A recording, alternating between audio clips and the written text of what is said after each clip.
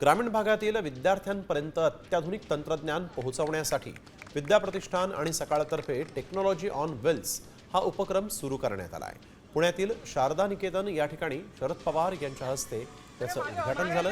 यावेळी प्रतापराव पवार, सुप्रिया सुळे आणि MKCLचे विवेक सावंत यांची उपस्थिती पाहायला मिळाली।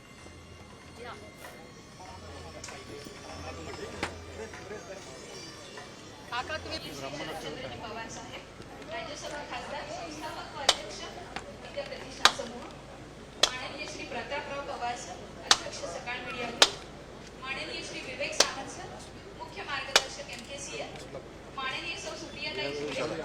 टेक्नॉलॉजी ऑन व्हील ही कन्सेप्ट लक्षामध्ये घेऊन प्रतापराव आणि त्यांच्या सरकारने हा नवीन उपक्रम या ठिकाणी सुरू केला।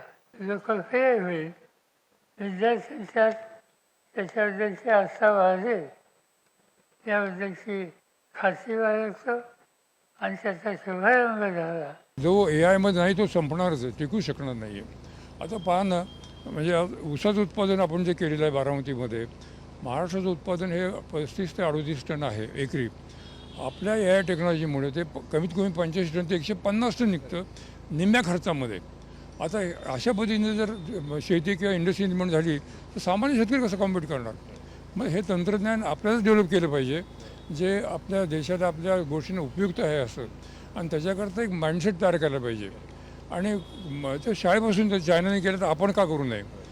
म्हणून बारामती हे नेहमी मार्गदर्शक ठरलेलं आहे आणि माझी खात्री आहे की हे उत्तम यशस्वी होईल आणि मुलांच्या उपयोगी पडेल। तर नेमकं या टेक्नॉलॉजी ऑन व्हील्स या बसमध्ये आहे तरी काय, याबाबतचा आढावा घेतलाय आमचे प्रतिनिधी अक्षय बडवे यांनी। टेक्नॉलॉजी ऑन व्हील्स या अनोख्या बसचं आज खासदार शरद पवार यांच्या उपस्थितीत आज याचं लोकार्पण झाले।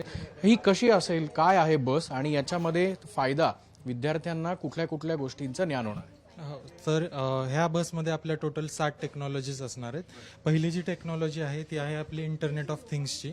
इंटरनेट ऑफ थिंग्स म्हणजे काय, आपण आपल्या घरात ज्या वॉशिंग मशीन्स असतात आता किंवा AC असतात त्या फोनवरनं आता आपण ऑपरेट करू शकतो।